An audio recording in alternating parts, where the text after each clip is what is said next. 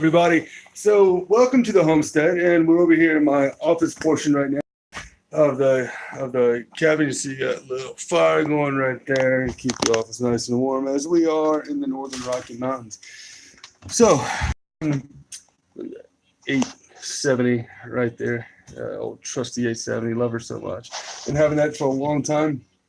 Um, of course, you may have seen this. This is my trusty little hatchet that I take with me when I go out. If I'm going out in the woods, and love this little guy. Tell you what, Condor makes a fantastic knife. A really fantastic knife. Check this out, guys. Look at this. Look right there. Can you see in the corral the deer? Right there. Yeah, or yeah. Okay, there. See the deer? Every day, right outside my office window, we are full of deer out here. So what does it mean to be a man that provides for one's family? I think that question is becoming a, I don't know, it's like people today almost think it's sexist to ask a question like that, and I don't think it is. See, I think as men, we have certain duties and responsibilities to our families that are placed upon us and that we should really embrace. Part of those responsibilities is, doing this kind of stuff, right? I mean, we live in a place where we have wood heat. There's a house back there. We have wood heat, and we, use a lot of firewood. And so I have to know, as a man, I have to know how to process that wood. I have to know how to cut the kindling properly and store it. And there's a lot of things that men, in my opinion, that men should know, how to do, to provide for a family. We have 4 children, and my wife does a fantastic job. She's an amazing woman at taking care of most of the kids' needs. I take care of our financial needs and keeping us fed and safe and warm. I provide shelter, and we both parent together, obviously. But I tell you, I do think that there are roles that men play that are different than the roles that women play, and I believe it's supposed to be that way. So let me know what you think. I'm really interested to know what you think, and what roles do you think men should play in the homestead, and what do you think women should be doing? See, I think that men should know a lot of different things about how to not only exist in the world, but how to be a productive member of society. And what are things that men should know how to do? What are, in working with your hands and being able to provide. Let's say the shisa hits the fan, okay? And all of a sudden, you're cast into a situation whereby you don't have anything else. You've got a family to feed, and you've got to make it, and you have to, you have to be out in the hills, whatever. You got to bug out. What are you gonna do? Have you thought about that? Is that even a thing? Is that ever on your mind? We live out here, and God gave us a beautiful piece of land that we get to live on, and we feel very blessed to be out here. It's not luck. None of this is luck. All this was prayed about and discerned, and effort got us where we are out here. But I tell you, it was heavily planned out that, hey, you know what? If the shit does hit the fan, I want to be in a situation whereby my family's safe. The same way that I put new snow tires with studs in them on my wife's car. That's the same. It's the same thing. I want to provide. I want to make sure that she's safe and everybody's safe. Um, Do I have a bug out plan? Well, uh, music well, we are living in our bug out plan. We live 30 miles outside of the nearest town. We're way back up in the woods, up in the mountains. And so our current bug out plan is our homestead. You know, we where we are now, we live way out in the sticks, man. So this is our bug out plan. But yeah, we are in the corner of national forest, and if we had to get out of here, we have different bushcraft sites set up that we can go and camp out at. We have livestock here that we can that we harvest eggs from, and we have tons of deer out here. I don't know if they're still out there in the. We feed our animals over here. We feed the chickens out here in the corral, and so yeah, we do have our situation together, as far as that's concerned. So we're kind of living it, if that answers your question. But yeah, we believe that we should have that kind of stuff together. So what do you think about stuff that men should know how to do? Basic carpentry. Okay. If you had to, could you put together a shelter for your family? If you had to, could you start a fire? Could you go out in the woods right now with snow melting like this and find dry wood and make a fire to keep your children warm? What are the things that men should know how to do? What about metalworking? Do you know how to weld? Okay. Can you fix a bike tire?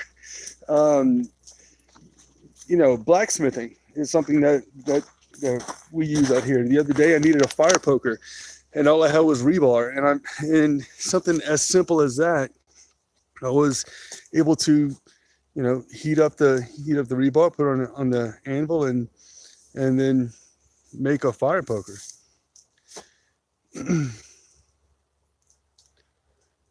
Let's see. I missed the rest of that comment, bro. Hold on. Let's see. Gang of 30 comes in. All right. Well, where we live, that's probably not going to happen. And once you're homestead, do you run, bug out, or fight to the death for what you have?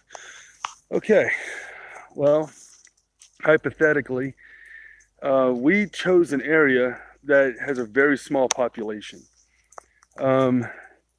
They would have to, and we're up in the Rocky Mountains in Montana. And so we chose an area that has a very small population.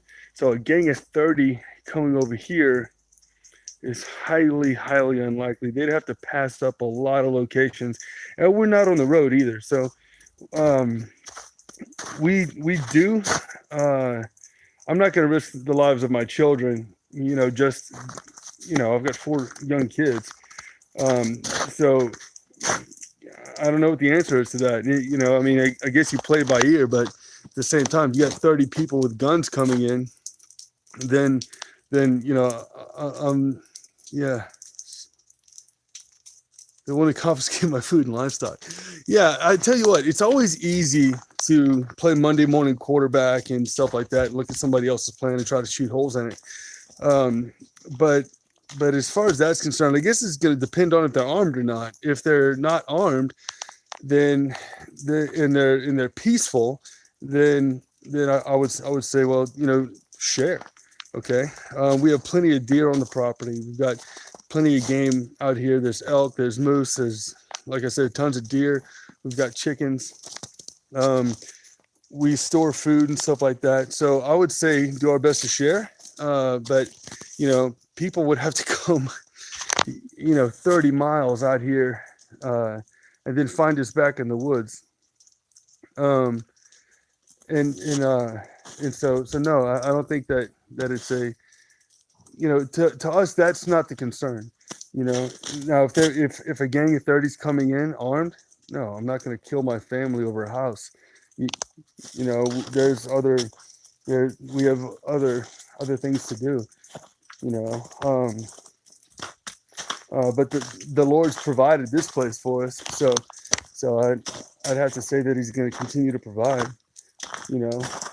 So no, I wouldn't say that's absolutely necessary. Hold on one second here.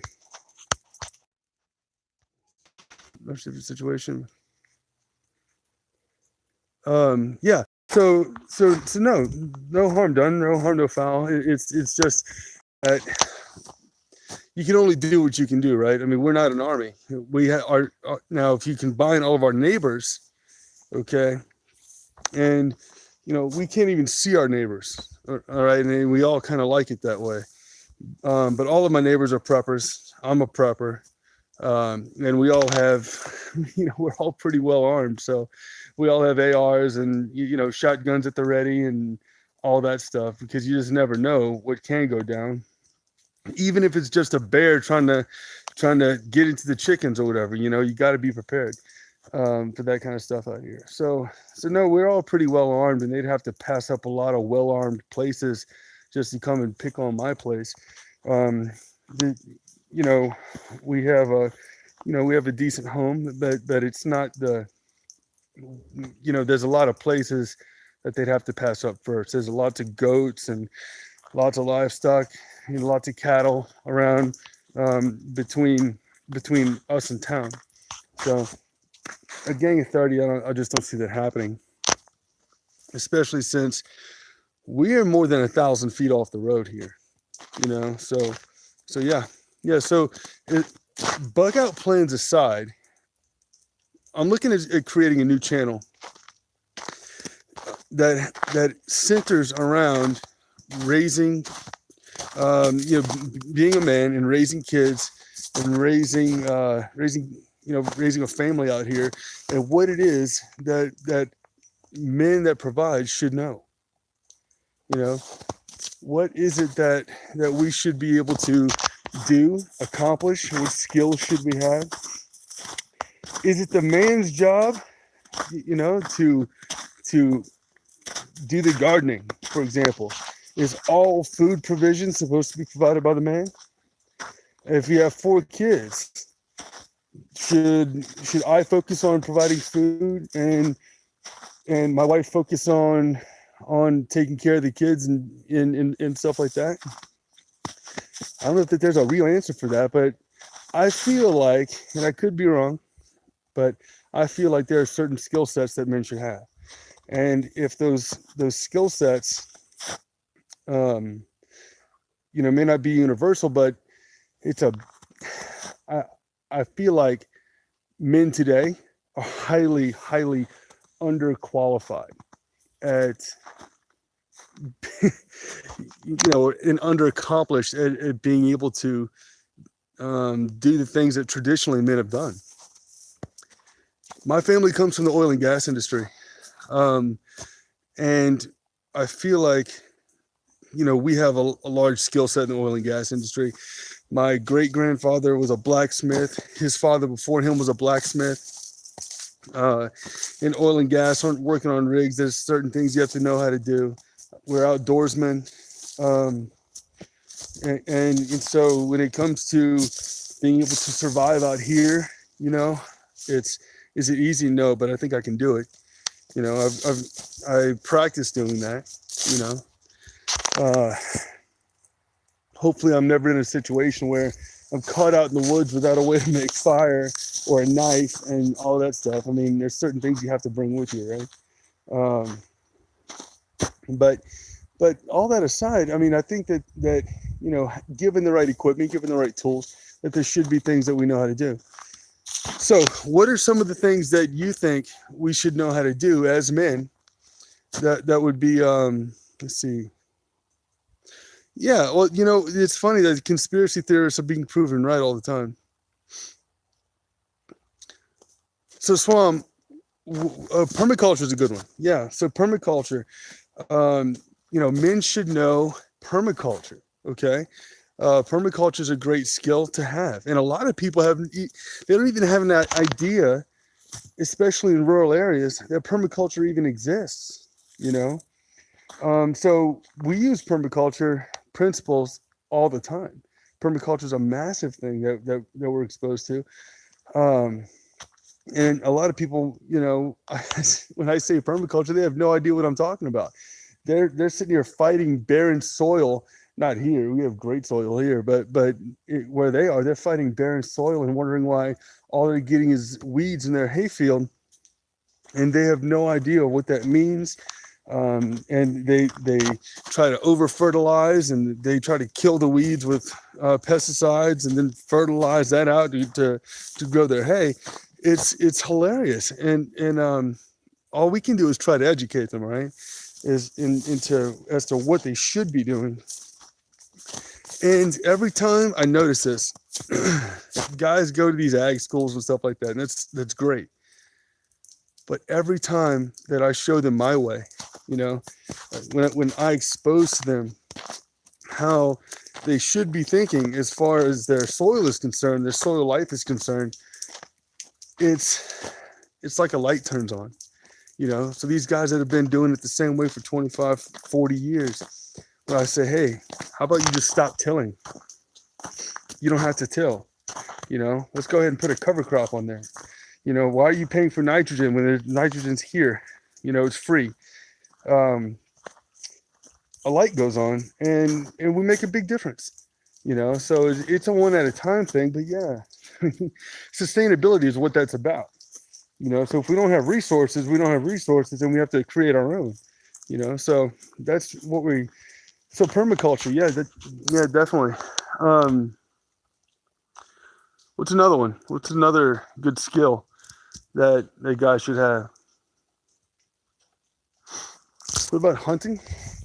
Fishing, providing, in that nature. Should a man know how to process a tree? Should a man know how to use an axe or a chainsaw, cut down a tree? I think so. I think that men should definitely know how to do those things.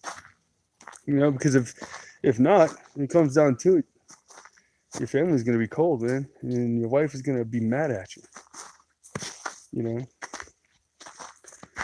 Let's see. So, I mean, as you can tell, I'm a fan of processing trees. And you're not raping the land, but there's enough standing dead out here, all over, really, to do anything you need to do.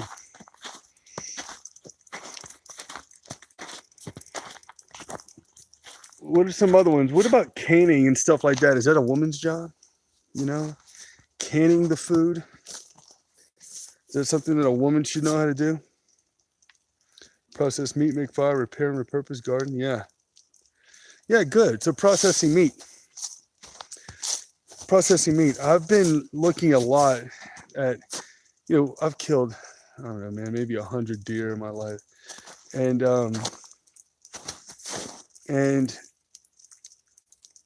knowing how to take a deer apart is one thing, right? But what do you do with it after that?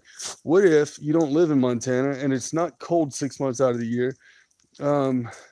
What if you have to exist without the benefit of a freezer? Well, pressure canning is a great way to go. So being able to pressure can deer meat is or any kind of meat, really. Yeah, awesome, man.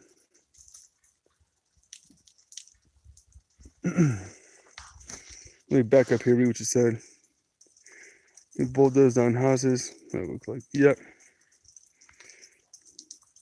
I'm a financial advisor by trade. And well, I'm actually oil field by trade, but I did learn how to be a financial advisor and got licensed for that. We do it online now, so we're able to kind of live wherever we want as long as there's an internet connection. But I can tell you that I believe very firmly that we're fixing to see a big market correction. And when I say correction, I mean, the guys that run the banks and that make these types of decisions, market makers, are going to pull another 2008 stunt here pretty soon. And I've been saying that it was going to happen in the month of November, and the market's come down 1,200 points already. and I don't know what it's doing right now, but it's come down 1,200 points as of yesterday, just in the month of November. So, yeah, market correction is a big deal. Things, as men, we should have at least 2 months worth of food put aside. And if canning is part of that deal, then you should do that. Yeah, inflation is ramping up. They've got about 20 to 40 trillion dollars printed that they can flood the market with, if they wanted to do that. So it's definitely a concern, as far as inflation goes. But we love eating our own food, man. We do. We love eating the food that we grow, or that we can harvest. And every day I'm throwing corn out here in pellets and stuff for these chickens, just because of the time of the year that we're in. And the deer come in and eat it. So it's like I'm raising deer too, which is fine because I love the deer, and I love having the deer here. I love watching them eat, and I love feeding them in the morning. Yeah, I think I need to go to 4G because I've been walking around too much. Let's see if I can do that from here. All right, cool. Yeah, we're on 4G now. Luckily, I have 4G over the entire property because there's a tower on the mountain over here. So, but yeah, getting back to it. We feed our chickens, and then the deer come out and eat all the chicken food. So it's it's part of the deal, Let's go see if we have any eggs. Egg production has slowed down quite a bit. It's 37 degrees right now. Chickadee! It's 37 degrees right now, and I think there's going to be some snow tomorrow, probably. The eggs. Oh, we got some girls in here right now. Let's see, mama. Ooh, twofer. Easy. These are warm still. Good deal. Production slowed down because it's that time of year, Look, I can walk over here next to these deer, and can you see her sitting right there? That's a yearling. Now, when she was in spots, I don't want to eat my resident does. They live on property here. When she was in spots, she actually was in a pasture over here. And I was standing in the kitchen window. She was a little bitty thing earlier this summer. And there's a golden eagle out here. And the eagle tried to carry that little fawn off. And I'm telling you, she probably wasn't 20 pounds. And the eagle tried to carry her off. It was this crazy nature moment where I just heard meh, and I look up, and this eagle is dragging off trying to drag that fawn. It was a yearling now, but trying to drag her off. It was pretty cool, pretty intense moment for the clan over here. But getting back to the deal. What are things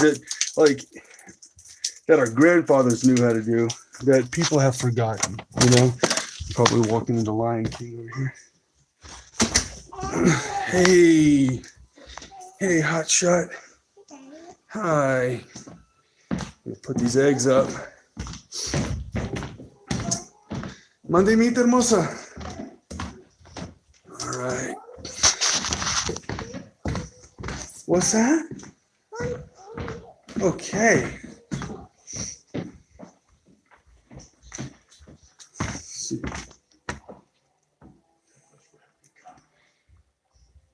Yeah. That's right. Shoes and clothes are going to be a hard thing to come by for quite a while. It's going to be a skill to have for sure. Being able to make clothes. I do leather work.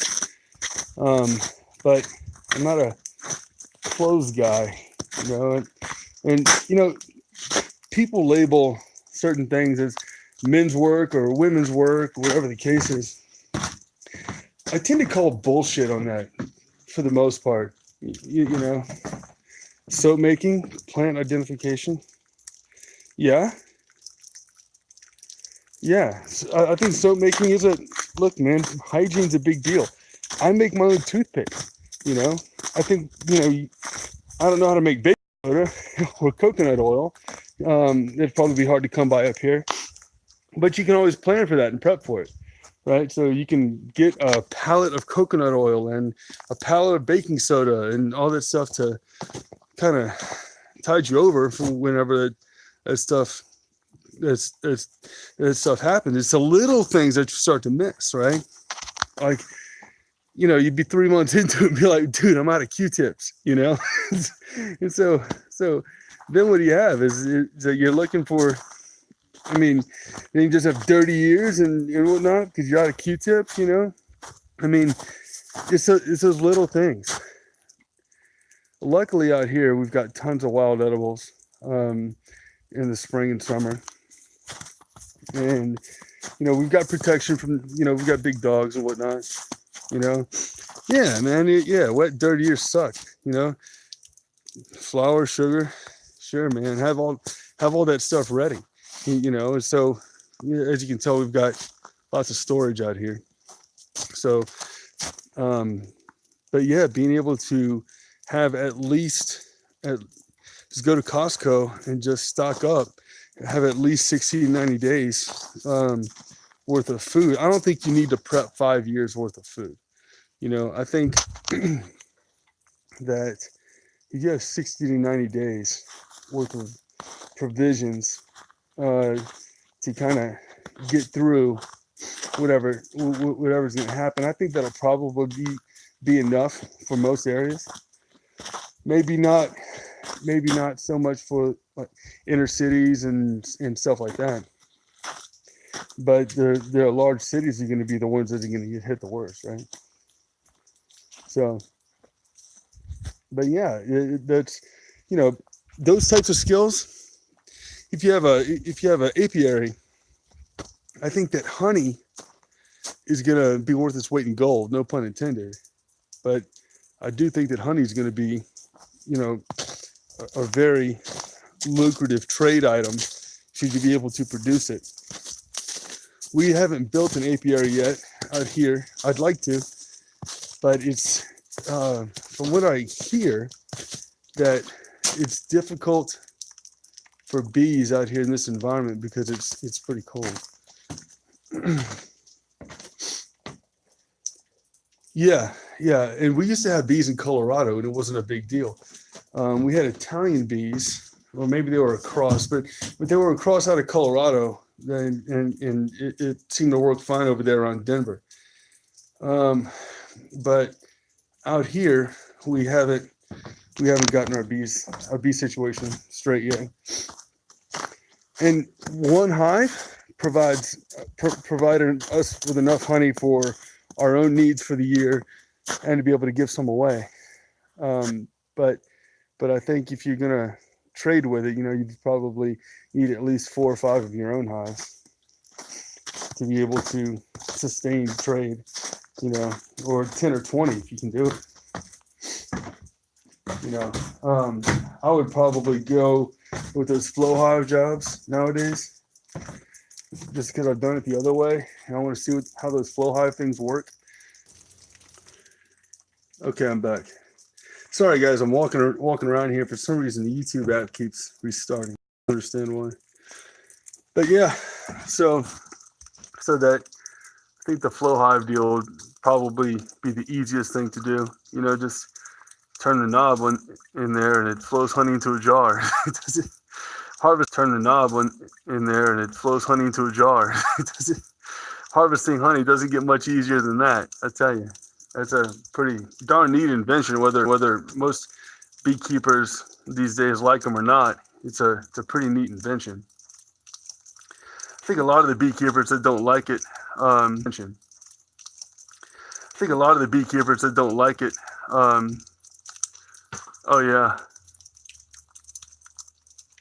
Oh yeah, man. Bartering is something that's been going on for ages and ages. It's bartering's been happening for. I was reading the other day how finances worked in this country um, during around the Revolutionary War and how it was financed. And most of what we had going on in this country uh, during that time period was barter. It's informal, just types of informal trade, which is barter. You know, so I think that bartering is something that we all should know how to do, and finding common value in things is. And I think that honey is probably one of those things that people should have common value in. You know, Sweetener is it's not a necessity, but I tell you what, the things that the bee make, propolis, honey, wax, all of those things, those wax for candles. Okay, people are going to need light. People are going to need light. Um, at nighttime. I mean, let's think about it. We don't have any electricity over here. We're going to end up needing something for light, and candles are there. I mean, so eventually people are going to run out of them, and the guy with the beeswax has the candle. So it's, I guess that's kind of why I say that having roles, as far as what men should do and what women should do, are are kind of, I don't know. I don't want to say old school, because I myself am pretty old school in my ways, but as far as it's not nerdy for a man to know how to make a candle. Is my point. The best cooks in the world are men. So knowing how to cook and provide, and if part of your livelihood ends up being that, hey, we have to make this many candles to trade for this, well, that's just part of the deal, and once the kids get older, then yeah, we have 3 girls and my wife, then yeah, maybe the stuff that's easier to do, that's less physically strenuous, the women should be doing, and the men do the other stuff, the hunting and the wood chopping, but yeah. So anyway, guys, what do you think about that concept? Because I wrote down a bunch of stuff last night, different skill sets that men could and should have, that we shouldn't lose to modern society. So what do you think about an entire channel with different videos based on those basic skill sets? Is that a channel that you would subscribe to? I agree, Swan. Yeah. That having I don't think there should be a line, really. It's just, as a man, we have to look at it from my perspective, and if I'm going to make a video or a channel, that I'm going to have to say, well, what should men know how to do? And I believe that men should learn how to do a little bit of everything. I'm not going to say a jack of all trades, master of none. You need to master something, but at the same time, you should know how. Men should know how to build a table. Okay, basic furniture building, basic carpentry. Um, Men should know how to weld and stick 2 pieces of metal together. Just very basic stuff. How to fix a lawnmower, change a bike tire, change a flat tire. I mean, these are things that the younger generations, I'm not even talking about millennials. I'm talking about this, whatever comes after that, Generation Z or whatever. That seems to be where we're having a big slowdown in the know how to do it factor. Thank God we have YouTube right now that we can look at, and if people can learn how to do anything that they want to learn how to do, they can use YouTube to do it. And so I think that it would be good to use that resource and create a channel just for, hey, how to be a man, and not in a macho sense, but a sense of provision. What does it take to provide your family with the love and security, uh, whether it's emotional security, financial security, and and all sorts of economic security, really. What does that take? What does it take to raise a young man? You know, how do you raise a boy into a man, that is going to be productive and clean, and treat his wife properly and stuff like that? So again, is that a channel that you would subscribe to, as men, and whoever's not a man? Is it something that you would encourage your husband or your boyfriend um, or your son to subscribe to?